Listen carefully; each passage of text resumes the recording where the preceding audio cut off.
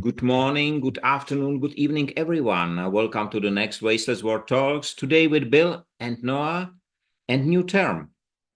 And the term today is cell, C-E-L-L. And because I have you, Bill, on the top of the screen, I will start with you. If you close your eyes and you hear the term cell, what came first to your mind, please? A prison cell. And then all of a sudden, a flood of other cells. The word means a lot. Okay, but the first came the prison. Noah, what about you, if you close your eyes? A building block but I did visualize a biological cell. Mm-hmm. It's quite interesting because this term came to me after I saw an image which generally Bill right now show up. It was an image of a cell phone, drawn a cell phone with the bars. And this is why we call it cell phone, because it's a prison. It was a very interesting image. I don't know who made it, but he or she made it really well. And this is why I made it. And there was a lot of discussion, the noon discussion, a lot of about the human cells, about the life beginning and so on, about modification. It was really a really very interesting discussion. So I'm looking forward to have the same today. I wonder if you would get different answers from different demographics. So, a cell phone is something that is relatively new to my um, psyche or use. Uh, but if somebody who now is in their 20s or 30s, they've known cell phones all their life, more or less. So that may be more top on the list than my prison cell. And if I say, and is that negative? Some words are more positive than others. Biological cell, Noah, is really good. That's top of the list and positive. But as a prison cell, like, why did I think of a negative thought like that? What was interesting, Bill, that I asked my colleague here, and she does not speak any English, but cell in a prison, we call it in Czech language cella, which generally writes C-E-L-A, cella. It's like cell. And she, when he heard the English word, she said prison. That was first thought. So quite interesting. And one question to you: do the young people call the cell phone a cell phone, or they call it a mobile phone? I think mobile is kind of a European Okay, term. No, Yep. Yeah, I agree with that.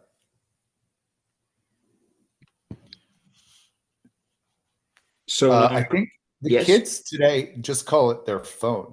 I don't think they even delineate between a cell phone and a regular landline phone. I I do remember once when my daughter was in somewhere in UK or somewhere with her mom, and I was not able to reach their cell phone, so I called a landline in the hotel, and she picked it up. It was the first time she picked up the standard phone. And we have the conversation that was fine. And at the end, I said, "Okay, bye bye." And I heard in the speaker, I had, "There is no button to end it up. How should I end it up?" So she does not know that she has to slam it down. That was interesting.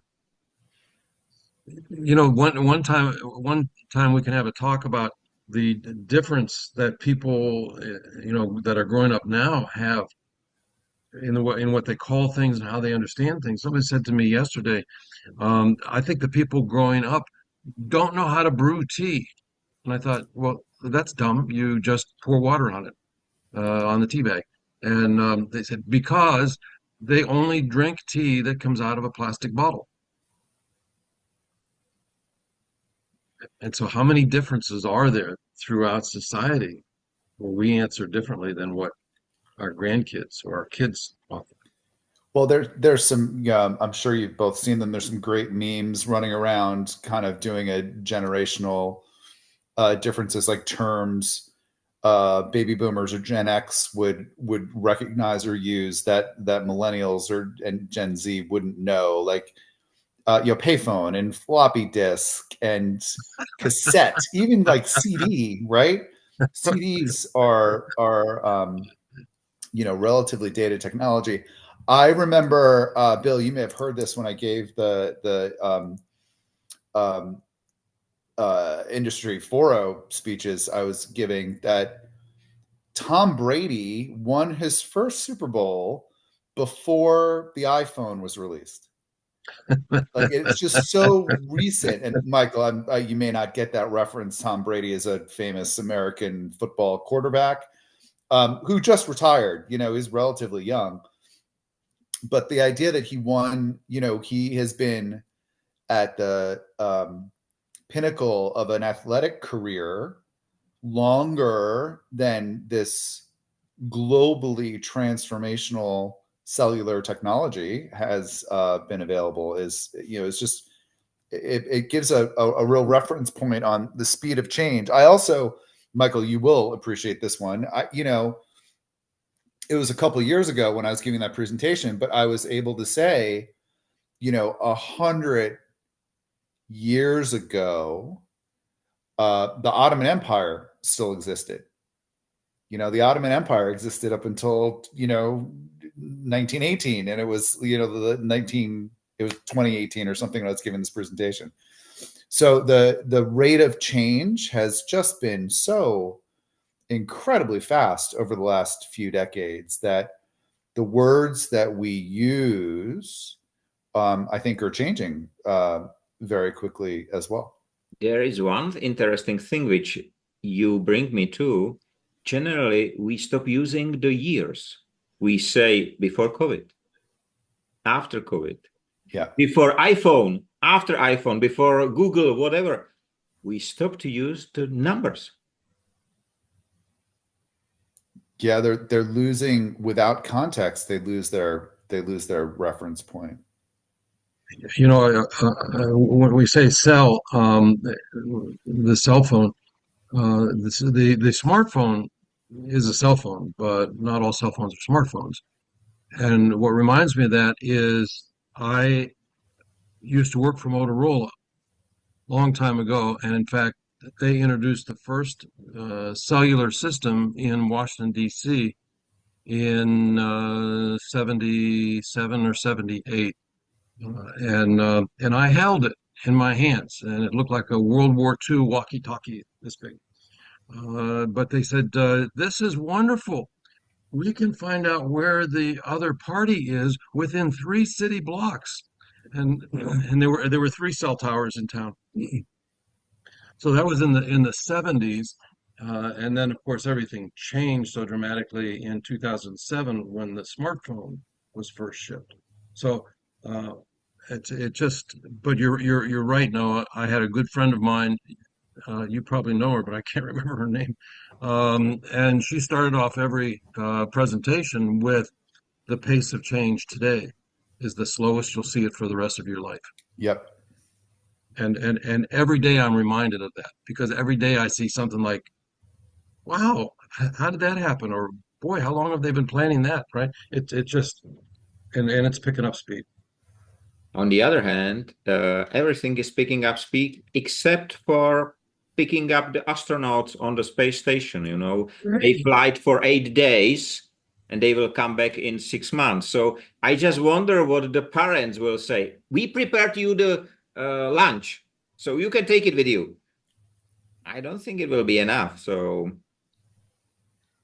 and it's a sad story, to be honest, because they can be picked up even now by Elon Musk. But the issue why they are not, I don't know whether you heard it.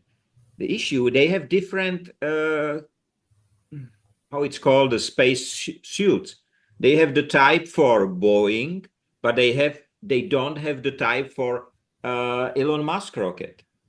Really? Yeah. And when I read that, I said, okay, so they must have the masses So the empty rocket will come with the right suit and they will dress a new suit. But nobody came with it with this idea. And day before yesterday, NASA announced they will come in February, something like that. So I don't believe that, really. And do you have do you have the term cell in connection with a group of people, for example? Yes.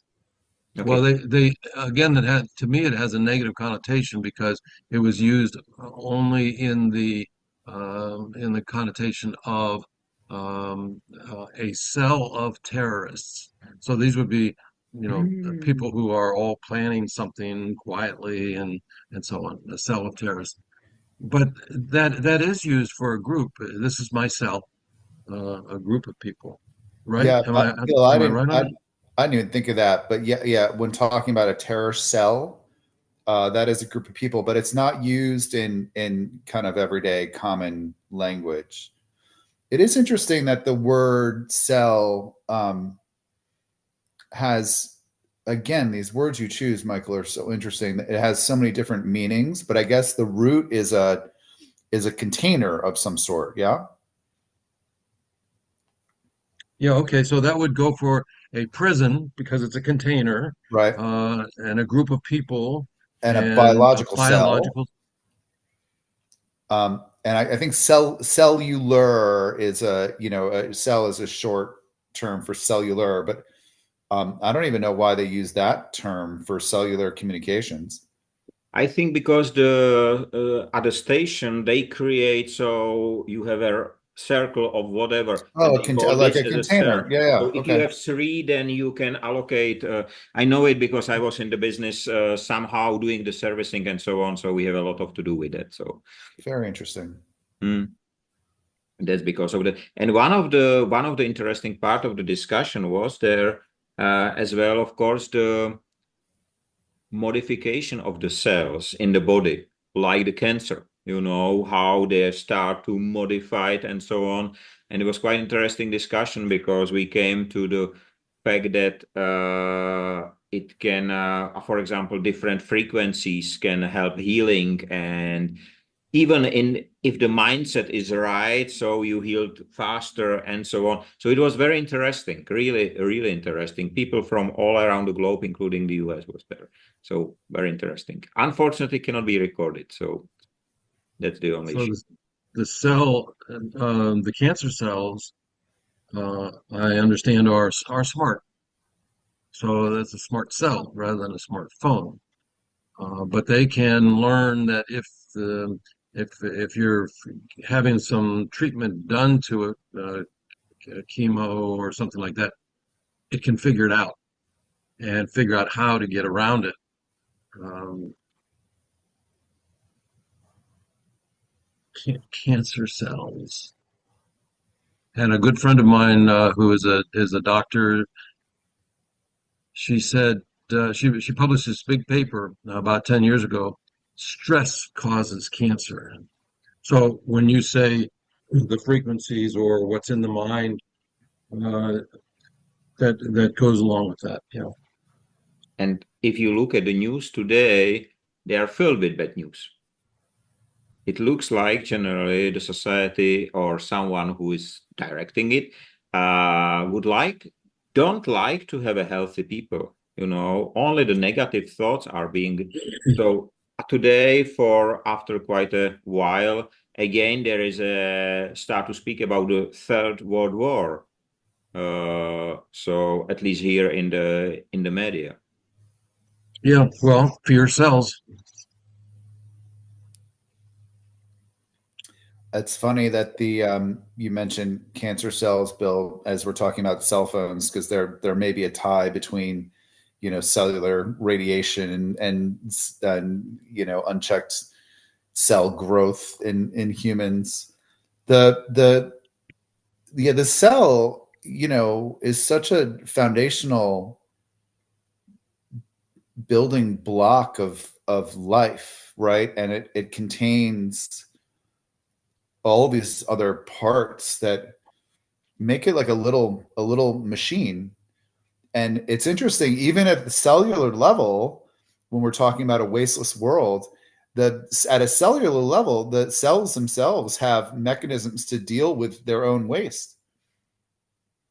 That's And right. it's interesting that as we expand, right, and we have organisms that have millions and millions of cells in our bodies, that we're become incapable of dealing with our own waste as larger organisms. But at the base level, we are highly efficient in dealing with our waste. Because there is no waste, so there is everything is consumed, and what cannot be consumed is consumed by someone else or by some other cell Yep. generally. So everything is processed and consumed. I just saw yesterday or today in the morning, not sure, a video, 1956 Volkswagen Beetle disassembly. 4 people completely disassembled without any tool. So it was, of course, but nothing left. There was nothing at the end. That was so fascinating to watch, and today, if you will try, I just spoke today in the morning with one of the general managers, and he said, Michael, the automotive producers here in Europe, Volkswagen and the others, they imported a huge amount of batteries, but they don't produce electric cars. So they have full warehouses of batteries which are not used, which degrade generally if not used. And they are looking for a solution. The solution is so simple. Let's make battery backup system out of it. I don't care how big is the battery. You just stack the batteries, you put some software, and immediately it can be. Why shouldn't, for example, Volkswagen be the producer of backup batteries? Right. Well, Tesla's doing that with the I power know. walls, right? Yeah. Yeah, it's funny you mentioned batteries, because batteries also are made up of cells. They're battery cells, in their makeup. Hmm. Cellular structure. So it's again, so it's quite interesting. And the question is how we can utilize the cell structure for wasteless world. So I think that we talked about it last time or before, how in 70s and 60s existing this human chains are connecting across the country and so on. So just to prove against war and everything, it was at the time, I think, most in the Vietnam War and so on. And, this is something like a cell which created the people connected with one purpose, to be against the war, that was strong enough for them. And of course, it should be for everyone, but it is not at the moment. But this is something like a cell. It's long, but the people are connected by the power of touch. So they hold each other. They follow one aim, the same aim, and this is not money. And it's quite interesting. So if we take really this example from the cell itself, I think there can be a lot of change. Just what is needed, the information to be delivered to every of the cell. And that's the only issue which is currently not doing, because the overflow of all informations and all the negatives and so on is so big that even if you have a good idea, it's lost. Be interesting to see, think about what our society would look like if we thought about it in more of a cellular structure, where each cell needed to be somewhat self-contained and manage its own needs and waste.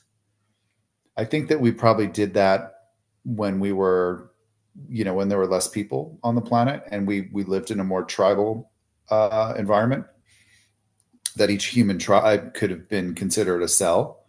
But now we're so integrated and intermingled, I feel like the responsibilities have shifted to other, and there is no other. We're all connected. I try to find out when we started wasted in such a big time, in such a big volumes. And generally, I found out that the first single-use product was introduced something 1903. It was a single-use razor. That was the first product. But in fact, it scaled up after the Second World War. Yeah. Yeah, consumerism and packaged goods really did scale up after World War II. What's always kind of fascinating to me, these like weird little factoids, is that one of the first uses of plastic was to replace ivory in billiard balls, in pool balls. So they would, it was interesting. It was like an environmental benefit, right? Not to kill elephants for their ivory, to make pool balls, billiard balls, and they use plastic for that. And now plastic, of course, is an environmental nightmare. It's interesting how the unintended consequences and change over time has distorted some of the original applications. I will show you something. I bought this bottle 1 week ago. It's a glass bottle. You see how precise. It's a really beautiful bottle. It produced a lemonade originated in Georgia, so 1,000 kilometers from here. And that's single use. Right. It's unbelievable. So I will start a project how to utilize it again, because it's so beautiful, so strong. Additionally, it's not as soft, it's really strong. So I already started with few ideas what to do with it, but it's unbelievable. Yeah, it's good to reuse that, because even though glass is a natural product, the energy required to recycle it is really, really high. So there are some hotels and places where people gather that now have drinking water dispensers, so that you can take your plastic bottle or your glass bottle and refill it. Interesting thing to me, we were just a few weeks ago at one of these places, is they've got a counter. They've got a counter, and this particular machine had refilled 160,000 bottles. That one little simple, it's just a drinking fountain. 160,000 plastic bottles are not used because of that machine. Ain't that cool? And this is exactly, these are the numbers which can really make the difference. Not the numbers, but the numbers will help you to understand what is wrong. I have here the plastic bottles I told you last time. I try to use them as long as I can to keep the water for my flowers. And I refill them already 500 times. And it's a simple single-use plastic bottle. 500 times.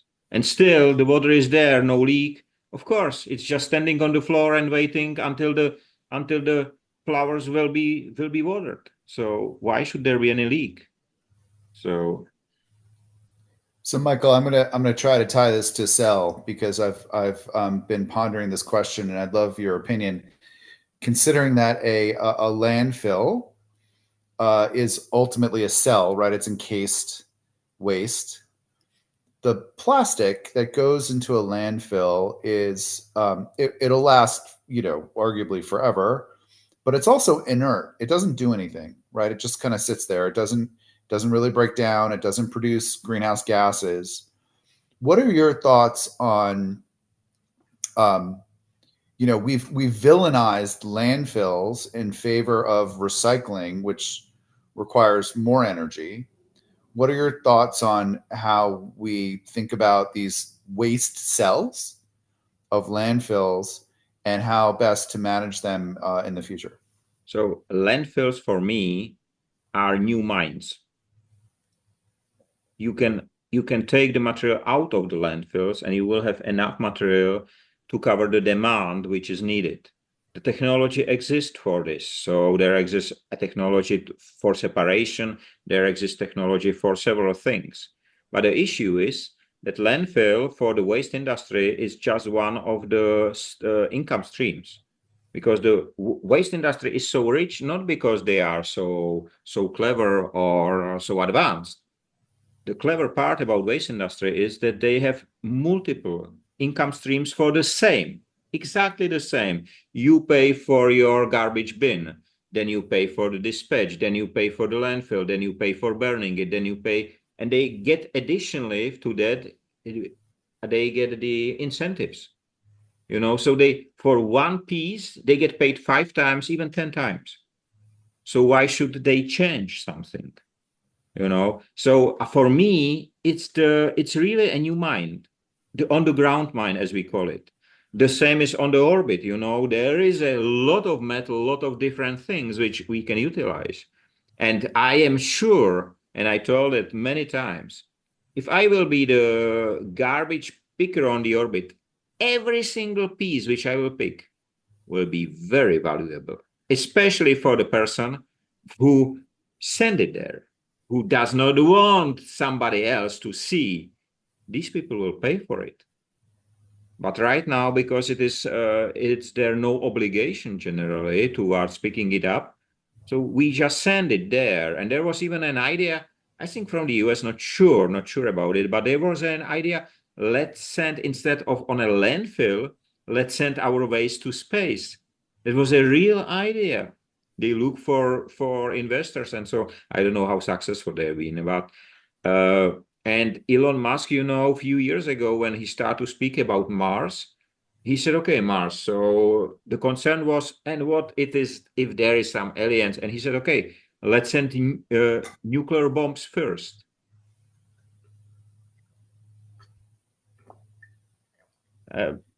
No comment on that. So, but it was somewhere we can find it probably.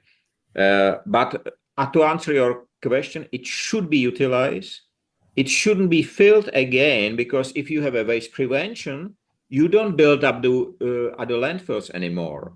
So you should utilize them, not pay again and again next year more and more just to keep it there. No, let's utilize it. There is a lot of metals. There is a lot of things. There was closed iron mine here, owned by Andani generally, who get bankrupt in here and so on. So big steel factory gets closed, and there is a slag area, which is the waste of the processing of the steel. And there is right now a battle who will buy it, because there is a lot of rare metals, there is a lot of different things, and until now it was treated just as a waste. They even pay for get rid of it. And right now the people the companies are ready to pay millions to get inside, to get the waste and be able to recover it. Of course. And the same is on the landfills. Because in the past, there has not been such a separation rules and so on. So there is and there will be sometime a very valuable material, like a few years or a year ago, something like that. There was very interesting finding that they find, I think it was one of the first Apple games found there, because the game was not successful at the time, so they buried it. And somebody really investigated, found it, and then the lawyers of Apple start to come and so on and so on. But it was a very interesting story. I have it somewhere in my newsletters. But there is a lot of treasures there. But it's owned. The owner is the waste industry player. Yeah, there's a saying, I'm sure it translates into Czech in many other language. One man's trash is another man's treasure. Yeah. Yeah. You're right, Michael. This is obviously an economic argument, and I've always felt that in order to really address our consumption patterns, particularly of virgin petroleum products, we need to subsidize recycling and recovery the same way that we subsidize virgin oil extraction. Either don't subsidize any of it, or at least level the playing field somehow, so it's worthwhile to extract valuable materials from landfills. There is yesterday was published, or I get it yesterday, for the first time, someone from the researchers wrote, circular economy, it's not the best one, because they use the terms waste is treasure. And if for you will be something a treasure, would you like to get rid of it? No, you value it. And this is why circular economy, introduced in 1956, does not deliver results, because it's in the hands of waste industry which does not want to. It just look like so great, like the reduce, reuse, recycle. You know, you can try it. It's quite interesting test. I did it on several events, several hundred events. I asked the people in the audience who recycle. Raise your hands. And usually 90% in Europe, 90% of the hands go up. My next sentence is, you are lying. And they are surprised. Why? How? I said, you do not recycle. You sort. And that's a big difference. But the people, the waste industry, the politicians get in the heads that sorting is recycling, but is not. 0.1% maybe do something with that, but it's almost nobody. So 99%, I will say 100% in the room is really not understanding what they are doing. Yeah, it's interesting. It's the definition of words, right? We've somehow defined recycling as, sorting your waste or putting it on the curb, whereas recycling, by definition, it has to come back into use, and even the recycling industry says something that is recyclable.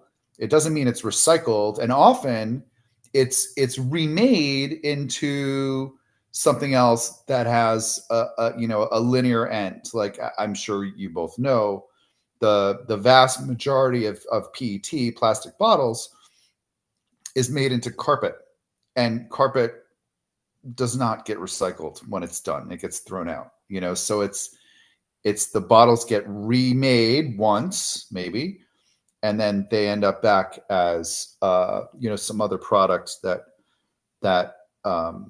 does not get recycled. So we're not really designed, not just from an engineering or a industrial standpoint. Our language is not designed to really understand and implement true circular economy and recycling. What you're no, I couldn't agree with you or Michael more about this. But the reason that we don't, that we're on the outside looking in, right, with the waste, is because of the profits that waste management has. There's no interest in reducing waste. They want more waste because waste makes profit. They want more waste. So, in order to get any sort of change at all, the very first step is awareness. So, what we are doing in our little four-person cell here, right, bringing it back to the term, is we're raising awareness. Some people are watching this, or will watch it in the coming weeks. We are building up a basis of knowledge. I don't know if someday we'll be able to hire some marketing people who can hijack some words and use it for Wasteless World's benefit, rather than having marketing people change or hijack the words for the waste management's use to make more profits. But the most important job we have, the most important job as far as preventing waste, our job is to make people aware. I take that as I'm not telling you what to do, but we need to make people aware. That means we need to talk to people. Um, the future is created with language, right? We don't sit here and intuit back and forth to each other. We use language. And so being careful with the language and using that language to make other people aware. So the future is being created by exactly this sort of conversation that we're having this morning. That's how future will get here. And we need to do it in a way that is best for the future of mankind, not for profits. So this is all extremely circular here, and it even takes us back to our word of the day, cell. And I think that in this understanding, every single human is the cell, because it contains of cells. So if the cells inside of us do not waste, why should we waste? Because we have brains, so it's bad idea. I don't know if you know, Noah, but you mentioned the carpets. I don't know how it is in the US, but in Europe, if there is an exhibition or event, and so they have the booths, and they have usually carpets on the floor. They are single use. Huh. Really? All of them get scrapped after every single event. Why? They're not worn out, for crying out loud, for a 3-day But they conference. will not fit in the next event. They get scrapped. All of them. And you can imagine the huge halls filled with carpets. I'll just bet that there are 1,000 or 1,000,000 stories just like that that are kept out of the awareness. Nobody needs to be shouting this from the rooftops, but there are many, many stories we're talking about food in the upcoming book. Do you know how many gallons of water, life cycle costing, how many gallons of water it takes to produce one egg? One egg. And that's how that the water that the chicken consumes for their life, divided by the number of eggs they produce, et cetera, et cetera. 51 gallons of water to produce one egg. But you don't hear about that. Oh, I need some eggs. The eggs are good. Farmers out there will take care of raising them. And the same question for a hamburger, or is it cheeseburger? I forget. Life cycle costing over 800 gallons for one cheeseburger. I knew that it's like 8 gallons of water for one almond, when you talk about almond milk, but it's more than that for cow's milk. And I was stunned by the number of gallons of water it takes to make clothes. I think a pair of jeans is something like 500 gallons of water. It's obscene. Just make it even more crazy. Do you know how much water is needed to make mineral water or beer? Check it out. We have only 2 minutes left. I think that for the beer, 1 liter beer, you need a few years ago, I think 19 liters of water. And for mineral water, which you will say they just put it in a bottle. No, they need, I don't know, 3, 5, 7 liters of water to make water. It's a really crazy word, really crazy. And you are right, Bill. Nobody speaks about it. And if you read it in an annual report, you will read, we reduced. You will Yes, read right. maybe some percentage. I will be there, but there will be no details. And still, the annual reports are not read by ordinary people. So we have less than 2 minutes left, 1.5. It was a great discussion again, and I would like to thank you for that. Because as you said, Bill, we need to really wake up the people. We need to use the language in an understandable way to share the message. Because if we don't have the money to pay for the marketing people to share the lies. But they will need much more money when the truth is revealed. And this is what makes it very painful for them. So, and let's do it. So thanks a lot. Have a nice day. Free of waste and wasting in all its forms. Stay safe, be free, be human, and of course, don't waste a single cell and a single day. Thanks a lot and see you next week. Thank you. Bye-bye.